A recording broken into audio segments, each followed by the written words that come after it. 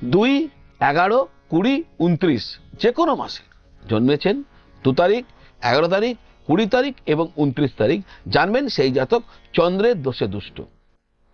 চন্দ্র তার ভালো নেই, অশুভ। অশুভ চন্দ্র থাকলে কি হবে? মাথার থেকে একটা বিরূপতা আসবে, কফ ধাতুর প্রবণতা বাড়বে, এইগুলো, মন একদম অস্থির থাকবে, মনে কোনো শান্তি থাকবে না, মনের কোনো জোর থাকবে না, মানসিক যে একটা শক্তি সেটা কম থাকবে, জলজ রোগের একটা প্রভাব দেখা দেবে। তো এইগুলো কখন হবে? যখন চন্দ্র অশুভত্ব থাকবে। কি করবেন? পলাশ গাছকে পুজো করবেন। পলাশ গাছকে ভক্তি করে পলাশ গাছকে আপনার অ্যাটিটিউড অফ গ্র্যাটিটিউড দেখাবেন।